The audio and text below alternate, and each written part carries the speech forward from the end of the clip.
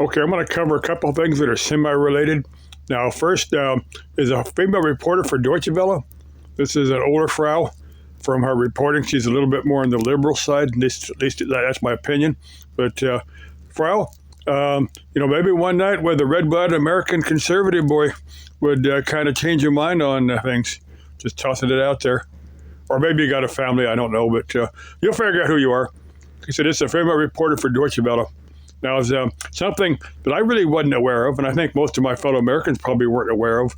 But the differences between between our laws in the United States and the laws in Europe, especially in Germany. Now, in the U.S., hate speech. It depends upon how far it goes, but as a general rule, hate speech is pretty much covered by our Constitution, our freedom of speech. I mean, if you threaten somebody, if you threaten to hurt somebody, especially a public official, that's considered a crime, and you can't go to jail for that. But now in Germany, that's a point of discussion on Deutsche Welle. You can go into DW here on YouTube, and these will come up. These are TV broadcasts that are presented here on YouTube. They're in English. They're also in Spanish and German if you want to watch them in those languages, but. I said that is part of this discussion. In Germany, you can be fined or imprisoned for hate speech. Depending upon if somebody wants to press charges against you for for saying something hateful about you, and that's something that I think most Americans weren't aware of until our Vice President J.D. Vance's speech in Munich a couple of weeks ago or whenever it was. But he was saying that I don't know if that's necessarily a threat to Europe, but it's just something that.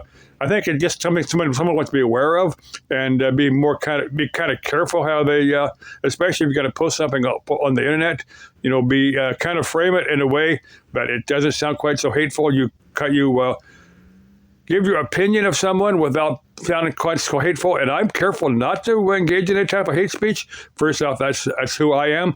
I don't believe in commenting in a negative way toward anybody. I believe that there are ways of, criticizing somebody without doing it in a hateful way. Now, let's say, if you say something hateful about somebody, they could react in two ways. They could take it very negatively. People have deleted themselves over, hateful comments, or people have taken action against the person that has, engaged in the hateful speech. So, I don't engage in it. I don't believe in engaging in hateful speech. But as a red-blooded American, I believe in our Constitution, and I believe that that is one of our constitutional rights. But if you're in another country, you have to respect their laws. That's their laws that work for them. Okay. Love y'all. And I love that Frau that has more liberal leaning. And chick, if you don't have a family and you want a red-blooded American boyfriend, hey, you know who you are. I've commented on your videos a few times, and not recently, but I actually have engaged in comments on some of your videos, so you know who you are. Okay, love you, chick. If you don't have a boyfriend, one American boyfriend, let me know. Okay, bye-bye.